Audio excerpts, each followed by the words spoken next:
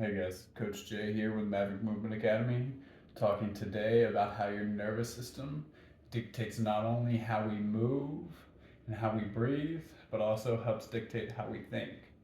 So, we can easily start with just the three signs to know whether you're stuck in that fight or flight or if we're in more of a rest and digest state.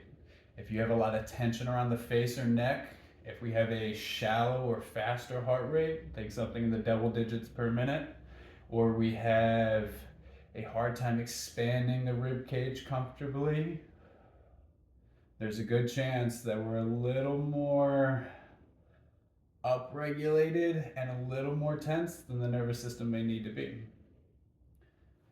So, the nervous system is kind of the communication system for the body, and it inputs or receives stimulus from the inside environment, the outside environment, and tries to make an understanding of that and then adjust it or address it based on tension, resources, and activity in and out of the area.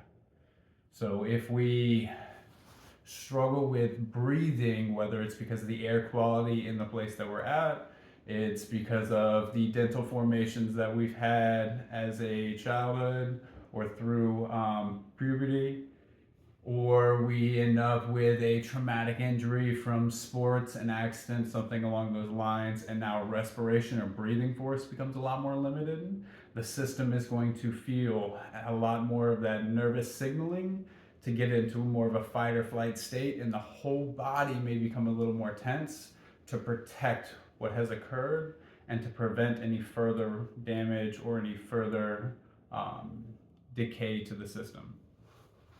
Now, when we're talking about healing the body, you have to understand that if we put an input into that system, whether through chronic action or through traumatic action, there is a tendency to recreate that state anytime we go to address those tissues.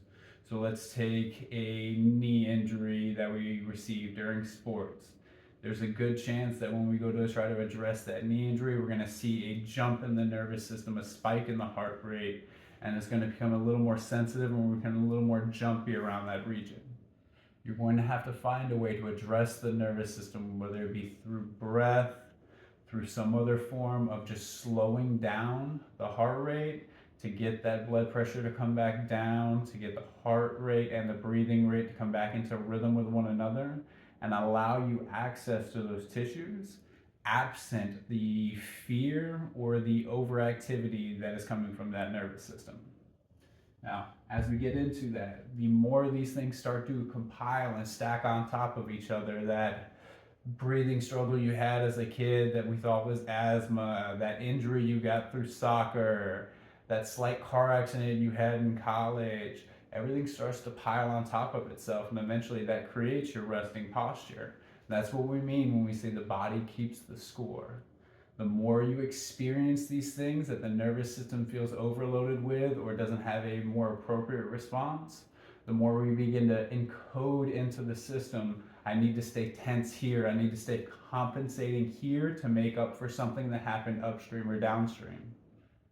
If we address the nervous system first, we quickly see what the underlying cause was, and we begin to understand the story the body is trying to tell us. So as it keeps the score, just sit back and ask it, what occurred? How am I going to change it?